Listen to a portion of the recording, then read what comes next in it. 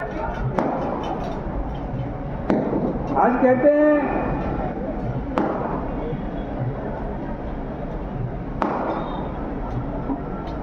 आज वो जो आया था सुकेतु, वो एक भी बात नहीं बता पाया, ना अंगूठी बता पाया, ना हार बता पाया, ना क्या खाया था ये बता पाया, और क्या बातचीत हुई ये भी नहीं बता पाया। तब सभी ने सुकेतु का उसका पति होने से निषेध कर दिया और वर पक्ष वाले जिस प्रकार आए थे उसी तरह चले गए। तत्पश्चात अपने वंश को बढ़ाने वाले महान यश से संपन्न तथा परम मनस्वी मंगला गौरी के पिता ने अन्न पान आदि का एक बहुत बड़ा सत्र जलाया। उन्होंने वर वृक्ष का वृत्तांत कानों कान सुन लिया कि स्वरूप से कुरूप होने के कारण लोगों के द्वारा किसी अन्य को वर के रूप में आदर पूर्वक लाया गया। तब उन्होंने अपनी कन्या को पर्दे के भीतर बिठा दिया। इस प्रकार एक वर्ष बीतने पर यात्रा करके वह अपने चिरायु जो है वो अपने मामा के साथ यह देखने के लिए आया कि विवाह के पश्चात वहाँ क्या हुआ। तब उसने खिड़की से देखा मंगला गौरी बैठी हुई है। मंगला गौरी ने भी उसको देखा तो बड़ी प्रसन्न हो गई और अपने माता पिता के पास आई और बोली, मेरे पति आ गए, मेरे पति आ गए। तब राजा ने अपने स्वजनों को बुलाकर पूर्व में कहे गए सभी परिचयों निशानियों को आज चिरायु से पूछा। आज चिरायु ने सारी निशानी पहचान जान, उनको देखकर मंद मुस्कान वाली आज अपनी कन्या को राजा ने चिरायु को सौंप दिया।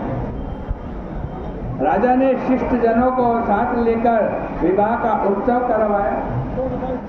इसके बाद राजा वीरसेन ने वस्त्र आभूषण आदि सेना घोड़े हाथी रथ और अन्य भी बहुत सी सामग्री देकर आज अपनी कन्या के साथ चिरायु को विदा किया।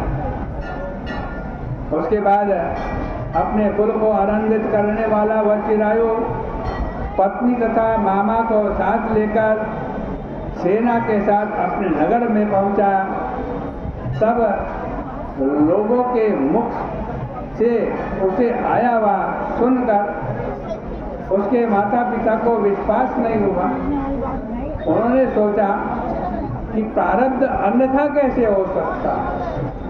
इतने में वह अपने माता पिता के पास आ गया और स्नेह से परिपूर्ण वह चिरायु भक्ति पूर्वक उनके चरणों में गिर पड़ा।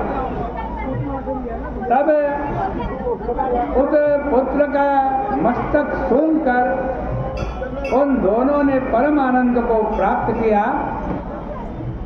पुत्र वधू मंगला गौरी ने भी सास ससुर को प्रणाम किया।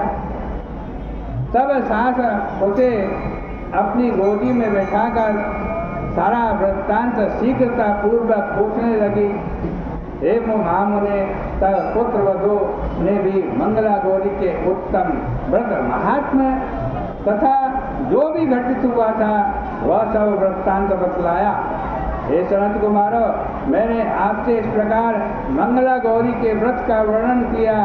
जो कोई इसका श्रवण करता है अथवा जो कहता है उसके सभी मनोरथ पूर्ण हो जाते हैं, इसमें संदेह नहीं है। सूत जी बोले, हे ऋषियों, इस प्रकार शिव जी ने सनत कुमारों को यह मंगला गौरी व्रत बताया और उन्होंने सभी कार्यों को पूर्ण करने वाला इस व्रत को सुनकर महान आनंद को प्राप्त किया। इस प्रकार से श्री स्कंद पुराणे ईश्वर सनत कुमार संवादे श्रावण मास महात्म्य मंगला गौरी व्रत कथनम नाम सप्तमो अध्याय के 7वें अध्याय में मंगला गौरी व्रत की जो कथा आई वो आपके सामने कही। बोले गंगा मैया की जय, बोले श्रावण मास महात्म की जय।